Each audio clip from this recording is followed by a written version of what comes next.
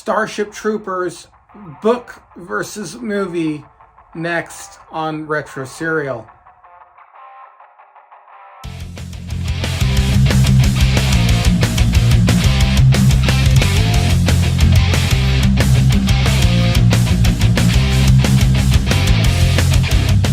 Hey everyone, welcome to the show. I'm your host, Ian C. Back on the program today, we have Thrashpondo, Pons, and we are talking about Starship Troopers book versus movie. I'm not going to do a lengthy introduction because I kind of do an introduction when I actually interview him. So let's just get straight to the interview. However, before that, would you do me the honor of subscribing to this channel? It would really mean a lot to me. Hitting that thumbs up button, share button, let everybody know about the great content you're getting here at Retro Serial. If you want to go that one extra step, you can always hit the bell notification, let you know when these things are available so you don't miss a single episode. And, well, what else can you do? Well, yeah, you can donate some of your hard-earned cash. I actually have a Patreon link now. So your Patreon link and the Buy Me a Coffee, whichever you prefer, both links will be provided for you below so that you can donate to help me grow this YouTube mogul empire and watch all of my greatest, wildest YouTube dreams come true.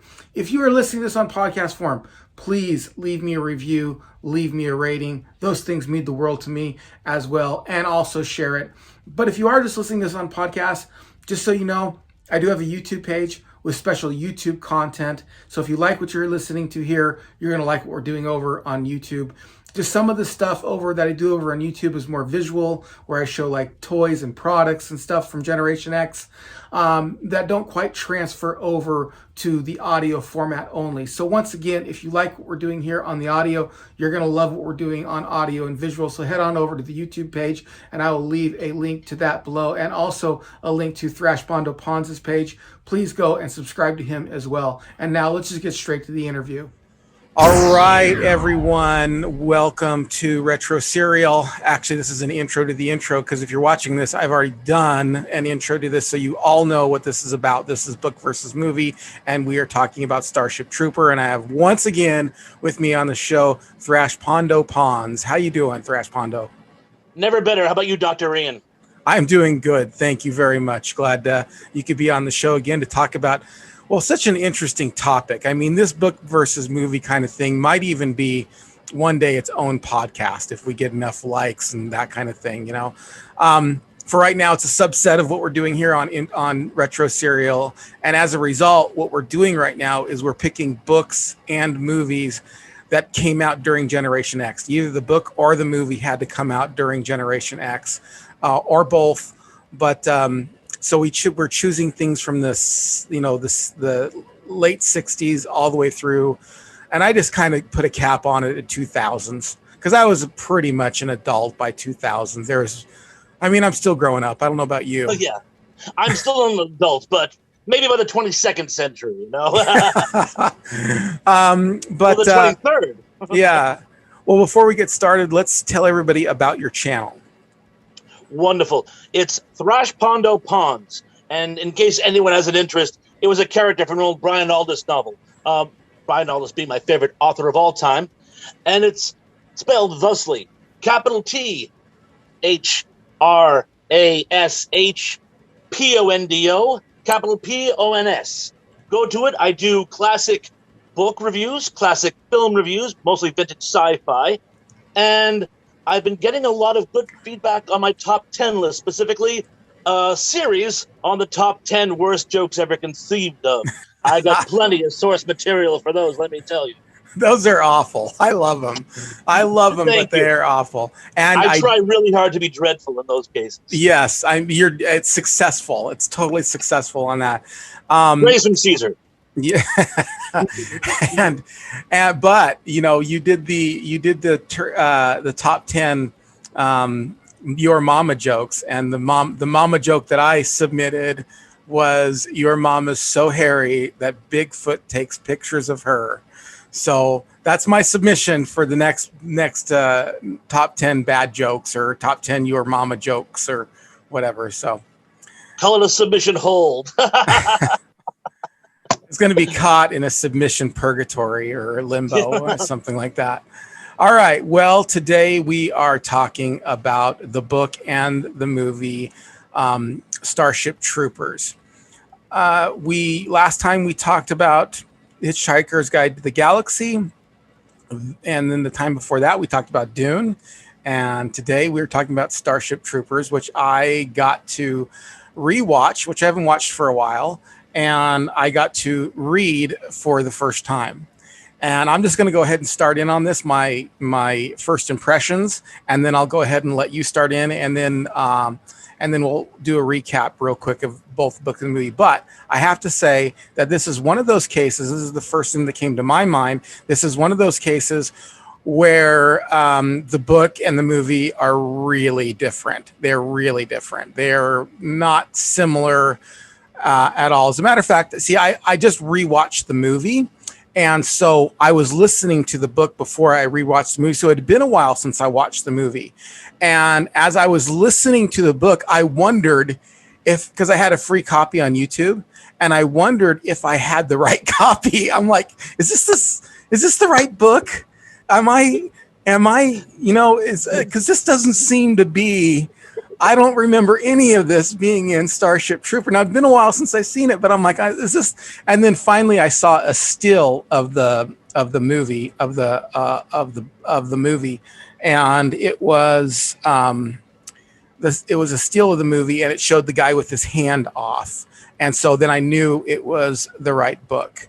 But you go ahead and why don't you give a brief summary of kind of book and movie, and you do that. And I actually am going to plug this computer in because it's telling me it's got a low battery. So go ahead and carry the show for me. Give us a review, not a review, but give us a synopsis of the book first, and then maybe I'll jump in there in just a second. Check.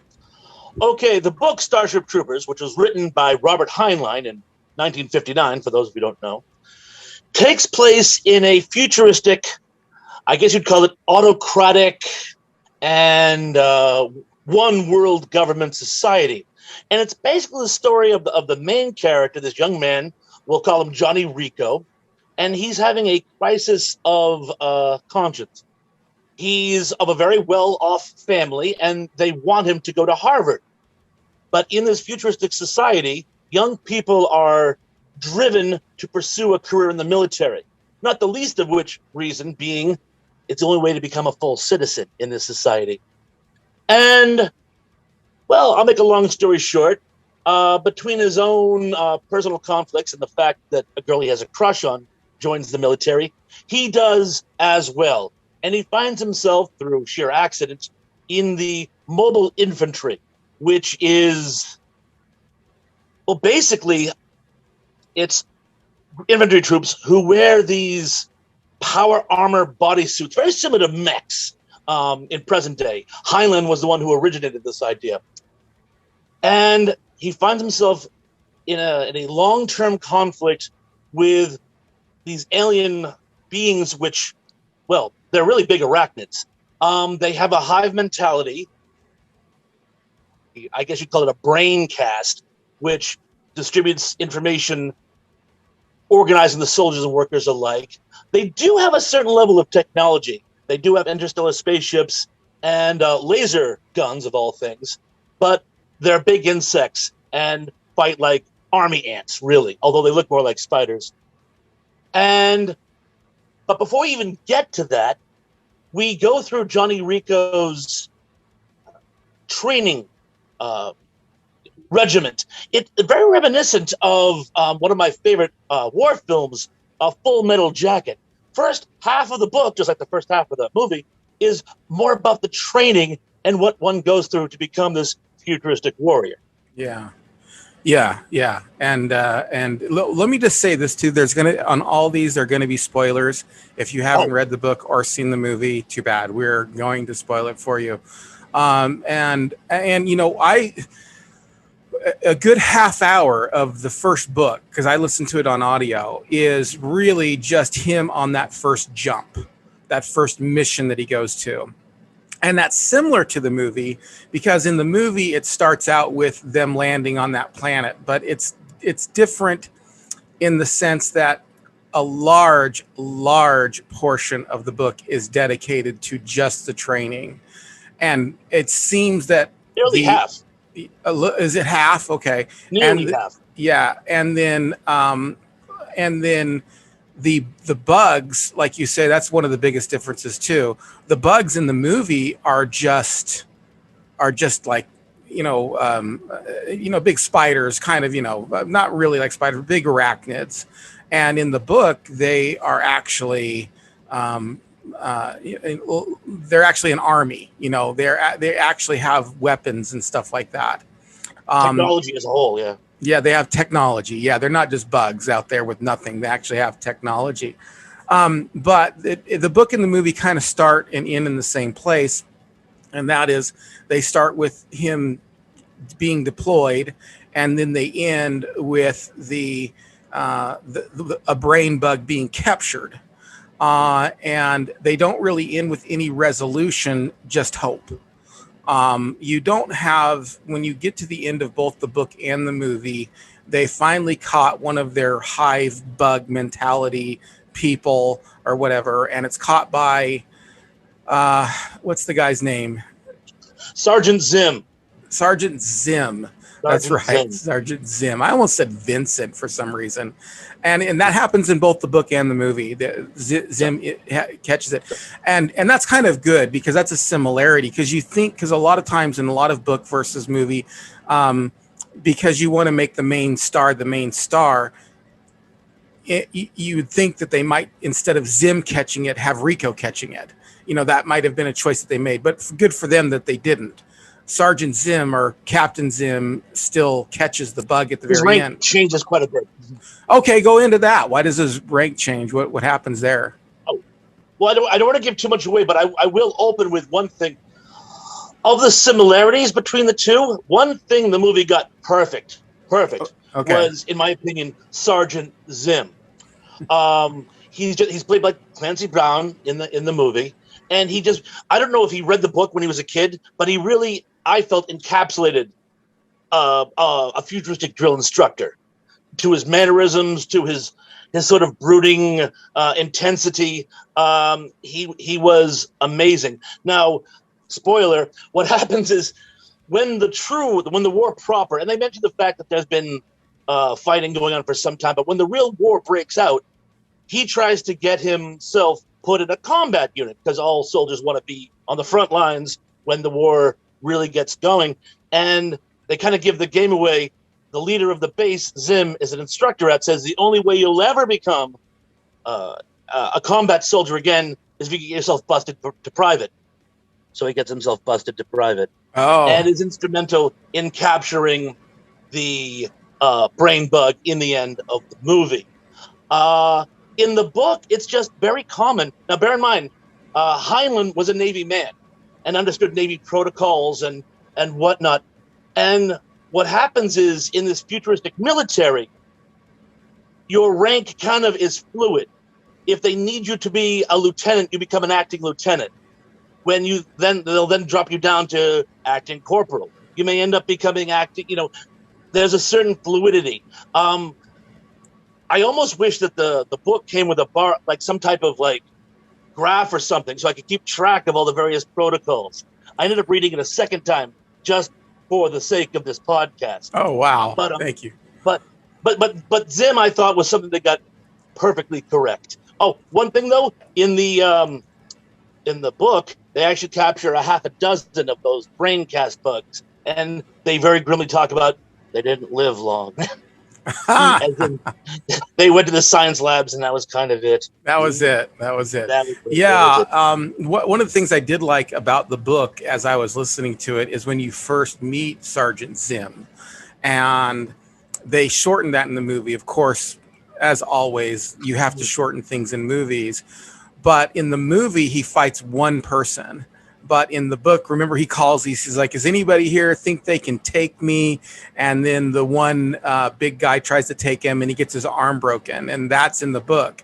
But also in the book, there are 3 people who actually challenge him, as I recall.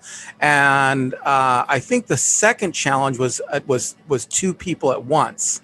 And then huge German kids, yeah. yeah, and then he beats both of them, and then the last person that challenges him, I believe, is of Asian descent, and his father, this Asian descent kid, his father is a well-known martial artist, and the kid actually ends up being a draw, if I'm remembering it correctly, and they both they bow to each other. And at the very beginning of the thing, they said, should we do competition rules or should we just do whatever? And then he's just like, well, whatever you want to do, and then, I mean, the guy's a tough guy, a really, really tough guy. And there's a lot of digression into philosophy in the book that's not in the movie. Huge. Yeah. And one of the places in the movie where it doesn't digress, but in the book it does digress, is when they're talking about knife fighting. Remember that?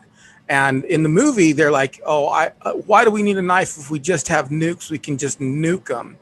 And in the book, when that happens, there's a huge discussion on why you just don't nuke people. And in the movie, it's just, he makes the guy put his hand up against the target. The target, and then he throws it at him and pierces his hand. But in the book, there's this long dialogue or digression of why you don't just nuke people if you're in combat. And that's like that through a lot. There's a lot of flashbacks in the book as well to his training with, I've forgotten, you're going to have to forgive me, the guy who was his ethics teacher who only had one arm. Well, in the movie, it's Razchek. They combine the two characters. In the book, it's Dubois. Okay. So they kind of digress a little there, but each one serves the same function. The gentleman becomes his mentor and inadvertently directs him to join the military. Because bear in mind, in the book, it's not a sort of hard-wiring recruitment. If anything, they try to discourage you from joining because they only want people who are really committed to it, not duped into joining the military, if you follow me. Yeah, and I remember that at the very beginning, not at the very beginning of the book, because the very beginning of the book is a long, like I said, I listened to the book and it was a half hour of his first deployment. And a lot of it was just going on in his mind. It really wasn't like action, like whether or not he was fighting or not. It was just this self-dialogue half hour of what it was like to be deployed. But after that happens and he decides to join the military, they dissuade him right at the very beginning. They're like, look, you know what? You sign up and you walk out of here. And the guy was at the desk was telling him, he goes, you know what happens when you get out of here and you don't show up? He says, absolutely nothing. We won't follow you. We don't want you. You just, and then there were several places in the, I can't remember. I know there was a couple places in the movie where the main star, or the protagonist, he was going to leave. Yes. And there are a few places where they're like, well, you just want to leave. It's just an open door policy. If I'm remembering the book right, I don't remember that. Was there an open door policy if they wanted to leave? Yes. They're told that they can walk out at any time. In fact, there's actually a very specific case, and I don't want to digress too much because it's not in the movie. But no, go ahead. Let's talk about the book. Let's talk about, this is book versus movie. Let's talk about it. Yeah. They were on an exercise, and one of the recruits dives into an anthill, and he jumps back up covered with ants. And Zim's like, you were in order to get back up, get back down. They get an argument, and the recruit Colcocks Sergeant Zim. Yeah. And he tries to downplay that, even though he's got a shiner when he goes before the commanding officer. And they basically said to him, you could have walked out at any time. And he goes, fine, I want to walk out now. And they go, now it's too late. Now you have to be disciplined for hitting a superior. After you're disciplined for that, then you can walk out. But again, they were just like, if you hated it all so much, why didn't you just go? And because he could. So throughout the training, and even after you actually get enfranchised, when you become a member of the military, Rico even says, like 30 seconds before a jump, if you say, you know what, I'm out, I don't want to go anymore, I'm out, by. And it's funny, Heinlein was kind of ahead of the curve here. I've actually done some research on Heinlein, and he was in some ways ahead of the curve. We learned actually during First Gulf, a volunteer military will pound for pound be better than an army of conscripts. And we saw that with our performance against the enemy's performance. Now, there were some other factors as well. But you can't really argue the point. Military men who want to perform their tasks would always do better than ones who are forced to at gunpoint, shall we say. Yeah, right. And that's something the book professes. Well, tell me a little bit about the author. You said you did some research on the author. Let's hear about it. What do you got to share with? He was a very colorful character. He started out as someone who was quite liberal. He was a huge fan of Upton Sinclair. In fact, even worked on his campaign when he was running for office in California. He saw himself as very ahead of the curve as far as what he saw as social injustices in America, particularly racism and the roles of women, and actually became very, very progressive, and his writing shows that. One of the weird things, though, is to be a progressive 70 years ago doesn't sound particularly progressive today, if you follow what I'm saying. Sure. The bar has certainly been set much, much higher. But he was against any form of racism. He was more for the advancement of women and being more socially equal. But also on top of that, he was, I won't say an ultra nationalist, but he was a very strong nationalist. He was a Navy man. He served before the Second World War. He had some type of pulmonary disease which caused him to have to retire. But he was a full-fledged naval man, very much believed in this country and very much believed in the military complex. So he kind of had to balance the two. And I think that's one of the reasons why Starship Troopers is sort of a love letter to the military and to citizenship. Supposedly the story goes that he was reading an article about how there was a movement in this country to ban atomic testing. And he was against that for fear that would give our enemies in the Cold War a decided advantage. So he wrote this book as sort of a way of saying, no, eternal vigilance is really the only way to maintain a strong country.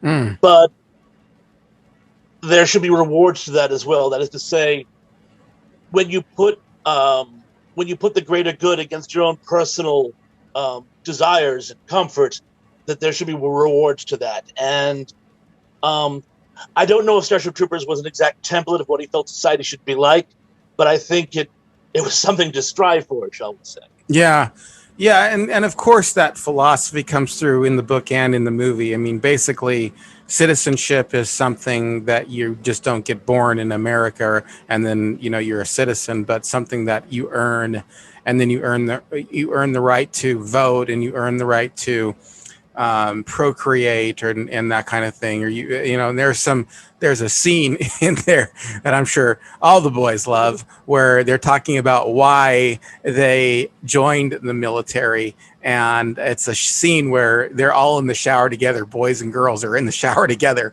and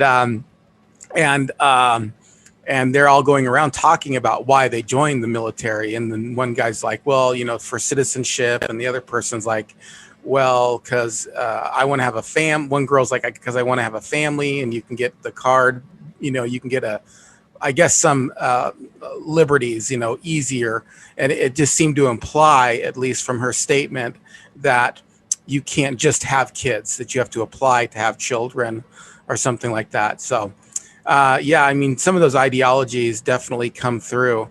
One of the biggest, and this is just going off another thing, we're just talking about the differences book and movie, is what happens with Rico's father.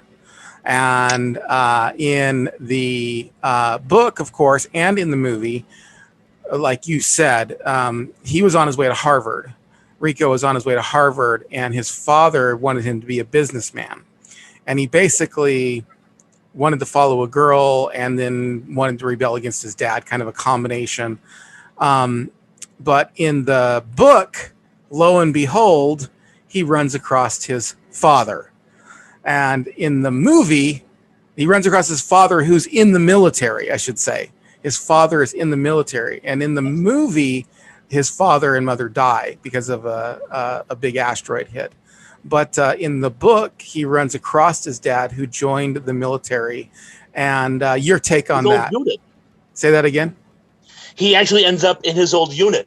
Yeah. Johnny's been transferred to a different unit, but is it Juan Senior? Anyway, we'll call it Mr. Rico. Mr. Rico ends up in the Roughnecks, which again, Johnny does get repatriated to. But they happen to just bump into each other on a Liberty base, and which is funny because in both of them, the father is ironically militantly anti-military and doesn't want his son to join. But it's only after the war proper starts that Mr. Rico sees the need for his civic duty, partly because of his wife's death, but mostly just because he feels he can't shirk his responsibility anymore, which he feels he actually has been doing, because it's a family which prides itself on not being militaristic. But when you're actually fighting for your very existence, it's not militaristic, it's survival. Yeah, you know, right. there were a lot of people, even Dalton Trumbull, thank you, who was a very famous pacifist. He is actually known for saying that during World War II, he put his pacifist views aside. The conflict was simply too important to say, no, I don't support this war. No, we were fighting for our life and for pretty much all the free nations of the world, at least on paper. So I guess what Helen was trying to say is, based on the size of the conflict, anyone can become a militarist. And the irony of Johnny's father joining proves that in spades. Yeah, and in both the book and the movie, the mother dies. But in the movie, both the mother and the father die, and that's a turning point in the movie, because in the movie Rico is going to quit, but then when he's just like, he's out of it, and there was an accident with him on deployment, and not on deployment, but in a training exercise where a person dies. And so he takes it personally and says, I can't be a leader. I got to get out of here. And just as he's leaving, there's this huge attack by the bugs on the planet, and his mother and his father die. But in the book, it doesn't, his father doesn't die. His father stays in the military, but, the mother dies, and I'm not sure, does it spell it out as to why the mother dies, or does it not say it? I don't remember. Oh yes, she had gone to Buenos Aires. In the movie, they're from Buenos Aires. In the book, they're from somewhere in South America, and the mother had gone to Buenos Aires to visit someone. The father was held back on business, but was going to join her in a couple of days. Before he could join her, the bugs took out Buenos Aires, and she's killed. So that's the main difference. That's why in the movie they're both killed, because they're both in Buenos Aires. In the book, the father was held back. Fortunate for him, but it gave him an incredible sense of guilt that if he'd been with his wife, he could have died together. And it's a very, very sad scene. And Johnny refers to it actually a few times. He gets that horrible letter from his aunt where she actually blames him somehow. He's never sure why, but somehow the aunt blamed Johnny for Johnny's mother's death. Yeah. Well, that's sad. That's one of those things, and I know I listened to an unabridged copy of the book, but for me, I space out every once in a while, and of course it's 10 hours, and it's a large book as well, and so I just forget these little details here and there.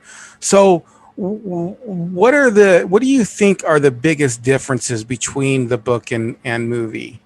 Just go ahead. The biggest difference, in my opinion, is simply the format. The movie is a satire. The movie, Paul Verhoeven, he basically said he wanted to try to make something that was a spoof of old-time war propaganda films. Hence the fact that they're all beautiful people. Hence the fact that, you can actually hear the trumpets playing in the background during battles. It's all very glorified. For crying out loud, the uniforms almost look like German Wehrmacht uniforms. And it's just the whole thing is just, do you want to know more? Do you want to know more? If you look very closely, whenever they're looking at the view screen, or when the audience looks at the view screen, you actually have the option to enlist right then and there. Yeah. So it's almost like a recruiting drive movie. Whereas in the book is not a satire. The book is it's almost an indictment. You think the book's a satire? No, serious. Oh, I think you said short. Yes, it's almost, in my opinion, it's an indictment in the way Western civilization is moving, and he's trying to get it to overcome its decadence. There's a whole chapter 8. I bring that up specifically so people can actually, read this themselves and either confirm or deny what I'm telling them. Chapter 8, it's all about the decline of Western civilization, specifically because of the rise of juvenile delinquency.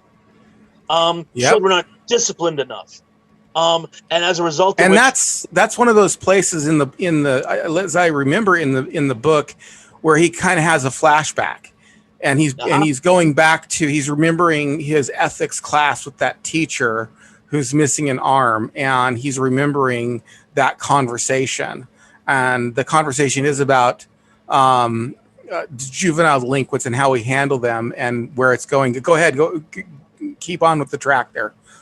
And you bear in mind, and I'm sure you've seen some of those old movies like was it Blackboard Jungle and whatnot. They were talking about juvenile delinquency in the 50s as a huge problem. Children forming gangs and becoming violent and taking over the streets. And ironically, if anything, it has gotten worse over the past 70 years and not better. So, and I'm not saying Heinlein was right. I'm just saying he got to give him that one. But other things as well that he saw was and he wasn't anti-democratic, but he saw the weaknesses in democracy and was pointing them out and warning against them. And so again, while one is certainly lighthearted, the other one is almost kind of grim. You know? Right. I definitely saw that too. I saw the fact that in the movie, and I watched the movie again, but then I hadn't seen it for so long, but I remembered, I'm like, boy, the movie's really lighthearted. As I'm reading the book, I'm thinking, or listening to the book, I should say, I'm thinking, I don't see any of the kind of campiness that the movie has. And the movie's very campy, and it's campy on purpose. It's not campy accidentally, like a lot of movies, especially like 80s horror movies and stuff like that. They're super campy. They're super, but they're not. It's not on purpose. It's just incidental the way it was written. Yeah, it's just whatever. This is on purpose. This is purposefully just kind of lighthearted, satirical. Do you want to know more about the bugs? Do you want to, and I want to join the army too. And, it's very, and none of that's in the book. For me, the biggest difference is, and that's a huge difference. That's something I should have thought of myself, but that's why I have you on the show, to think of things that I don't think of. For me, the biggest difference is really the attack of the bugs plays a much more prominent role in the movie than in the book. The book is, yes, the bugs are there and they're fighting the bugs, but it's really just what they're fighting. That's just what they're fighting and what the problem is. And the book is really about this, this ideologies of how to handle the government and how that government should run and how you should run people and all that stuff. Where the book, man, I mean, it's you got to kill these bugs, man. You got to kill them. I mean, there's so much more in the movie that's dedicated to the actual fight, where the book is dedicated, like you said, half of it's dedicated to the training. The training, half of it's dedicated to the training. And so there's a lot of that. And in addition to that, even after you start getting into these battles,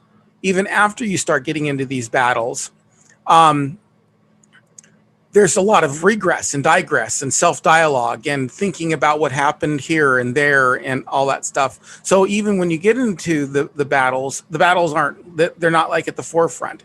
It's just you have this battle and then he remembers, oh yeah, and we talked about this in school, or my Zem told me to do this and that, and this is how you run the suits, and this is how it was a lot of inner dialogue rather than telling you what happened. Although I do have to say that when he does in the book, when he does talk about the action, it's actually really good. It's actually, he's very descriptive. You can see it happening in your head. So that's the biggest difference for me. Anything you wanted to add to that before we go on to the next thing? Well, a couple things. One of my favorite characters, and it was possibly the saddest death in the entire movie, was that of Des. She was a great character, and in the book, it's a dude, and he dies literally off camera, and there's very little sexual tension between the two of them. So I kind of like what they did with Des in the movie. They made her part of the love parallelogram. Yeah. I thought that kind of fleshed things out. I wish they had done more with the skinnies. For those of you who haven't read the book yet, there's a third component in the war, a race. They're more human than bug. Hang on. That first battle you talk about. Hang on. Because this brings me into the second point, and that is what do you wish the movie kept that was in the book that wasn't in the movie? So go ahead, hit it. Funny, since you brought it up. Yes, that first battle is with the skinnies, and it's a very slick tactical approach. What they're trying to do is the skinnies, and they call them that because they're like 9 feet tall and very, very, very slender and are very technologically advanced, and yet they're on the other side. They're fighting for the arachnids, and the humans do this sort of butcher and bolt gunboat diplomacy raid, trying to show the skinnies, look, you're on the wrong side. Join us and we'll win, or stay with them and you lose. And it works. And that's really the only time we see the skinnies in the book. But I thought it was a very interesting concept that there was this sort of wild card in the war. And I thought that could have come in really handy in the movie. Well, also the thing with the dogs. Explain that. The dogs. That was also something that was in the book that was in the movie. It was really cool. And then I'll tell you what I wish the movie would have kept. But go ahead. But while we're on the subject of different races, the dogs. Go ahead. Got it. One of the things the book that Heinlein does, and actually other works as well, is he speculates on future technologies that were just sort of being experimented with at the time. Things like trying to teach people in their sleep, with like special headphones, and like send them information that they'll supposedly absorb while sleeping. Things involving ESP, and was it MK Ultra was the military operation which tried to create soldiers that were empathetic, if not telepathic. But one thing, I've seen this in other books as well, specifically A Boy and His Dog. That could also be one of our projects.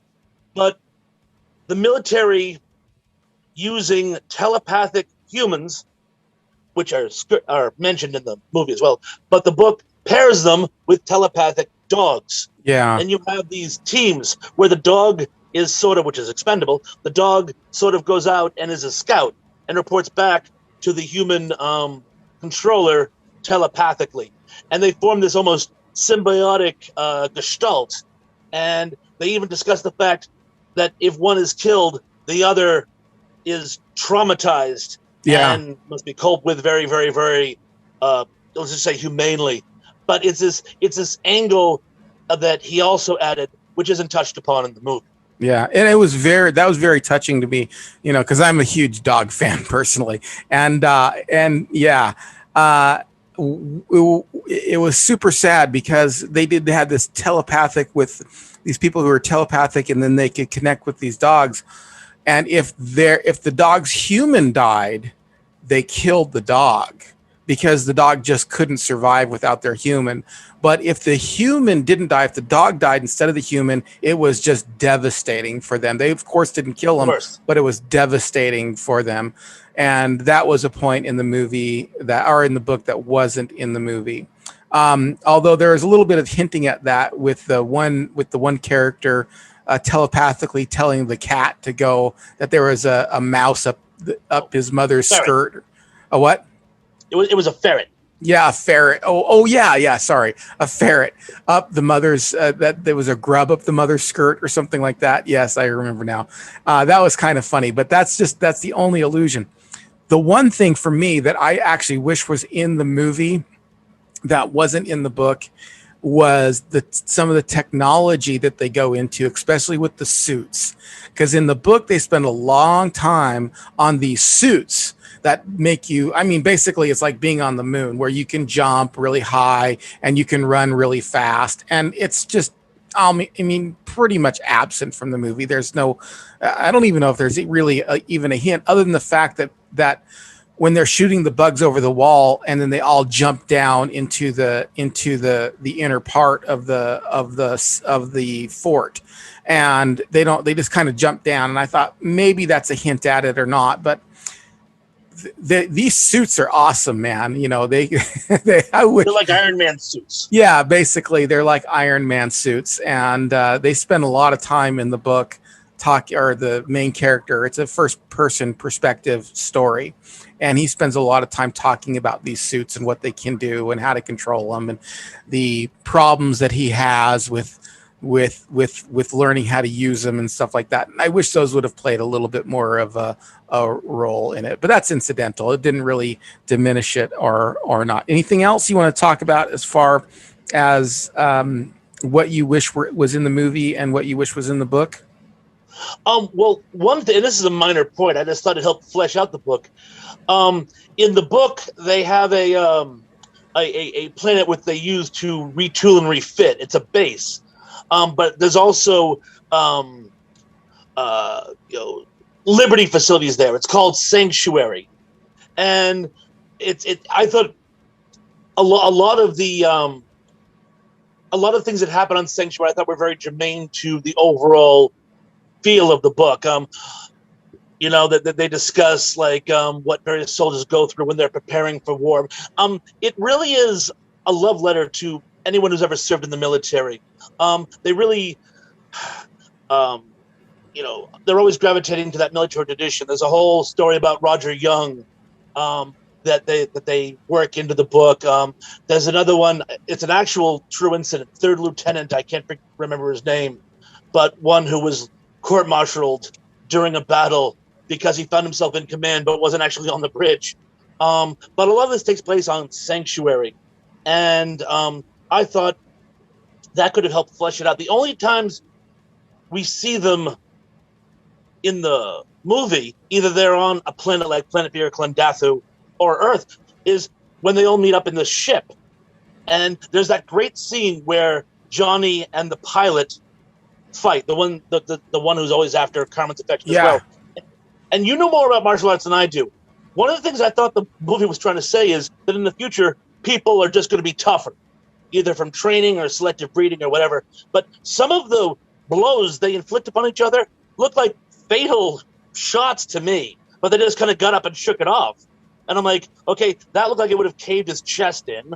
Okay, I mean, you remember the fight scene I'm talking about, correct? Yeah, I do remember the fight scene you're talking about, and like, and wow, it wasn't in the book. It wasn't a draw. It wasn't. No, it was not. No, Rico got knocked out, and the other guy basically said, "Stand up and go ahead and hit me," and he earned his respect. As far as that's concerned, you never know what can kill somebody and what can't. I mean, yeah, there are things that that can theoretically kill somebody, like a throat shot or something like that. But in martial, like, I've made some huge mistakes that I really thought.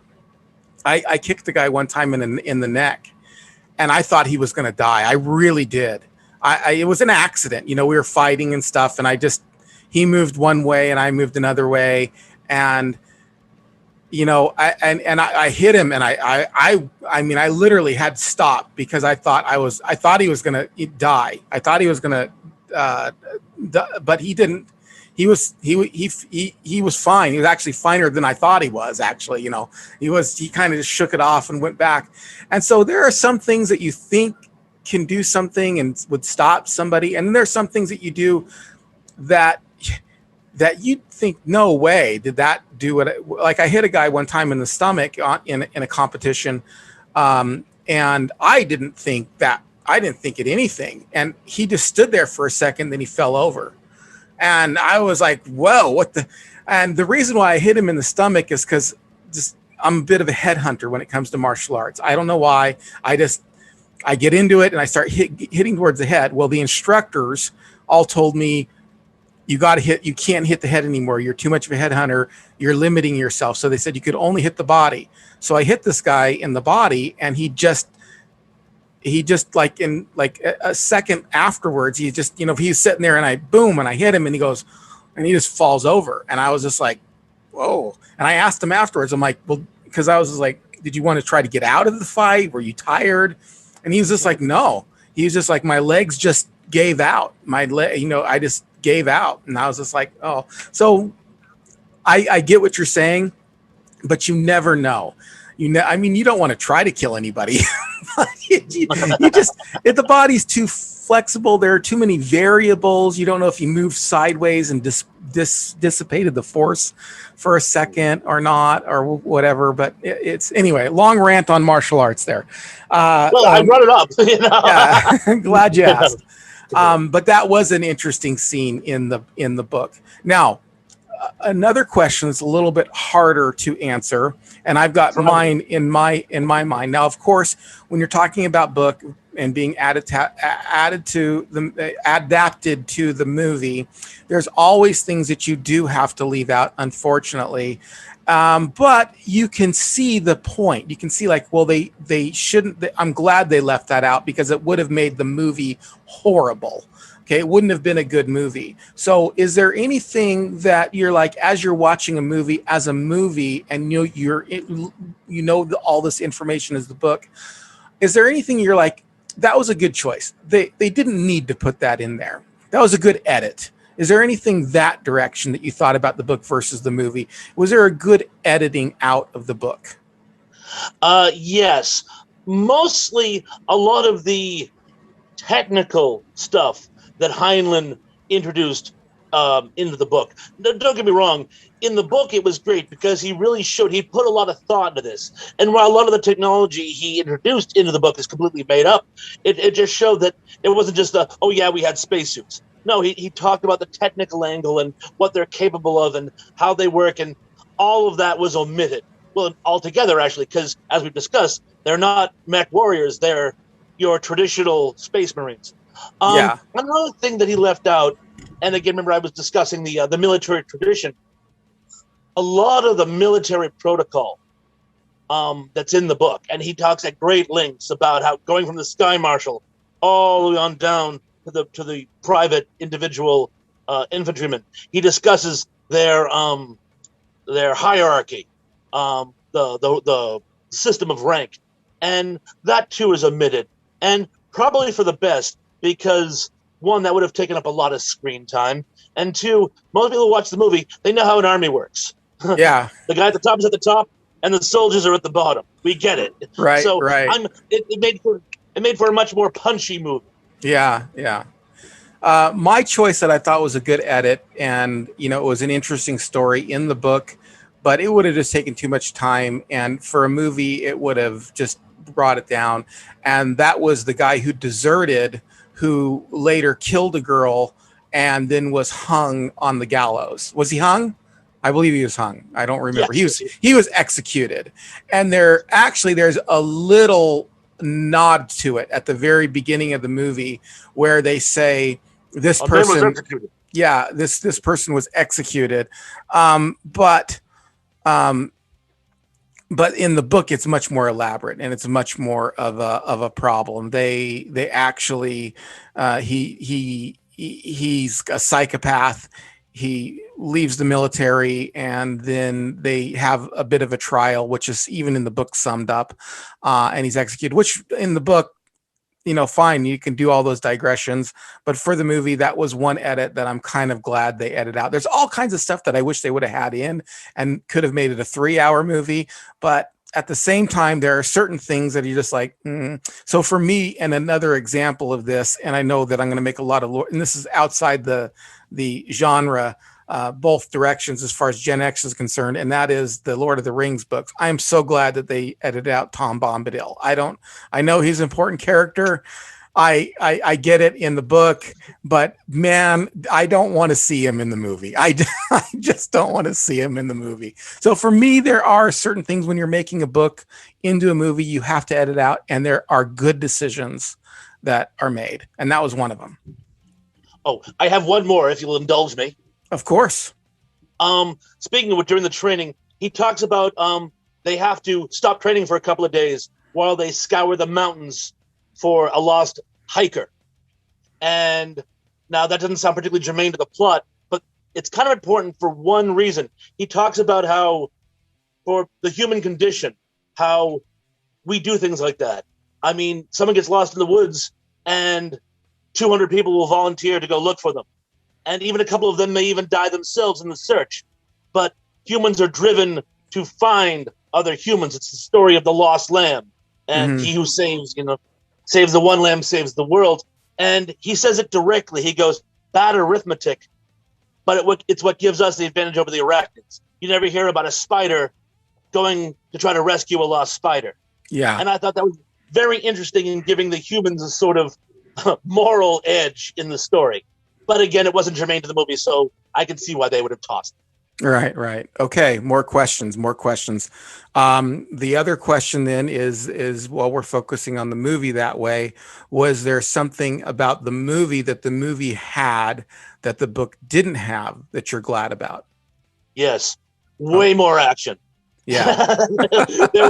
I took the words out of my mouth. I want action. I want things blowing up and being shot, and Right. So yes, there was surprising little action in Starship Troopers, the novel. There was a surprisingly large amount of action in the movie, and I'm glad for it because it's fun. Yeah. Well, I have a couple factoids about the book and the movie that I'm going to bring up, and you're welcome to chime in anytime you want on any of these. Number one, the one that's at the forefront of my mind is actually the movie Starship Troopers started out to be a movie called Bug Attack on Outpost 9, I believe was going to be the original title. And in fact, the person who wrote it did not know that they were so parroting Starship Troopers. They wrote it as this, it was called Bug Attack on Outpost 9. And somebody who read it said, this sounds a lot like Starship Troopers. And he was like, really? So they went back and read the book. And then what they did was they acquire the rights to the book so they could call it Starship Troopers. But originally it wasn't going to be an adaptation. That came a little bit later. That's an interesting fact about the book. Fascinating, actually. Yeah. And then the other thing is like some of the actors they were going to use didn't end up being, oh my gosh, it's right on. The person that I'm thinking of is right on the forefront of my mind. Keanu Reeves was going to be the main star, but he decided to turn it down to work on Devil's Advocate instead. That's one of those little factoids that's in my mind. Other than that, I don't know. Any other factoids you know about either the book or the movie? Well, I had to throw this one to the mix about the almost plagiarism angle. It's so funny you mentioned that because I've gotten into a Heinlein kick now, and I'm rereading some of the books that I had read when I was in high school, and I'm reading the Puppet Masters again. And one of my favorite factoids about the Puppet Masters, are you familiar with it at all? No. It's one of the first of the stories of aliens come to Earth, but they're not traditional little green men. They're big slugs, and they attach themselves onto your back and control you and make you do their bidding. Well, it sounds like another book or another movie. Well, and that has been done many, many, many times since, but Heinlein was ahead of the curve on it. But one of my favorite directors of all time, Roger Corman, made a movie called The Brain Eaters, which is about these big slugs which attach themselves to your neck and make you do their bidding. And Heinlein sued. And Corman put his hand on a stack of Bibles and swore. He goes, I swear to God, I had never heard of the puppet masters when I was writing the screenplay. Heinlein didn't believe him, nor did the courts, and there was a settlement. But it just seems funny that it seems Heinlein gets plagiarized inadvertently, kind of routinely. Right, so, right. I had to tell that anecdote. Well, cool. Yes. So bottom line, book versus movie, and this is a new segment we're adding to this. I just talked about this, so we're gonna do. You have to choose book versus movie. Book or movie, but you have to. You can say neither, or you can't decide, but you have to give the reason why. So since this is book versus movie, and this is Starship Troopers, book versus movie, what say you? I am going to have to go with the book. I'm going to have to go with the book. And why? Much as the movie, I loved it for its own merits. I really thought, well, remember we were talking before about Full Metal Jacket? Mm-hmm. I really loved the Heinlein-esque world building. I mean, you didn't just meet up with this kid and go on adventures with him. You joined him from right before military training till he becomes a full-fledged veteran. You experiences all his experiences, and it follows him from boot camp right up until his next mission, or the one we leave him at. Mm-hmm. And I really thought it worked as a saga. And again, while I don't agree with all the politics, I liked Heinlein's social commentary. I found it to be very astute, particularly a lot of the things he talked about did happen in later decades. And when things like that happen, Wells did the same thing, Asimov, Clarke. A lot of sci-fi writers are really ahead of the curve. And whenever something like that happens, you got to give them a tip of the hat. And there's one more thing. When we're talking about the whole race angle, in the last chapter of the book, and this is, I guess you call it one of the differences, we've been following this kid the whole time. Mm-hmm. You find out at the very, very end that he's actually not South American per se, but he's Filipino. He tells his roommate that he speaks Tagalog in his house because his family are Filipino. And I love that. I love that reveal. Yeah. Like, we could follow somebody that intently and through so many adventures and still have this really nice reveal. Any author that could pull that off and not make one feel cheated, you got to tip the hat to Mr. Heinlein. Mm-hmm. So for those reasons and a few more, I got to go with the book. Okay. All right. I have to be on the opposite side of the scale from you on this one. I have to choose movie. I found the book to just be a bit draggy for me. And of course, I'm more of a movie guy than a book guy anyway.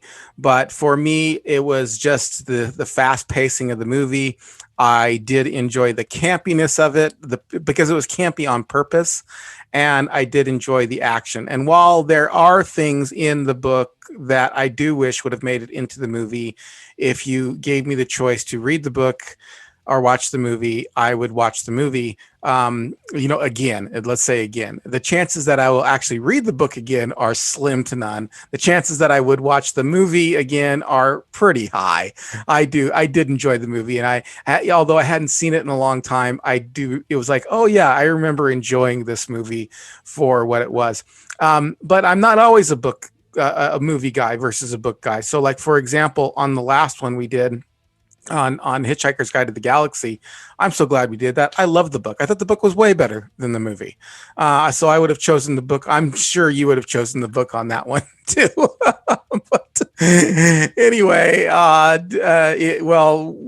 but we'll add the segment in from now on as far as book versus movie is concerned. But on this one, I have to go with the movie. It's just where I'm at in my life. All right, Thrashpondo. Did you want to do a video store memory before we close out here?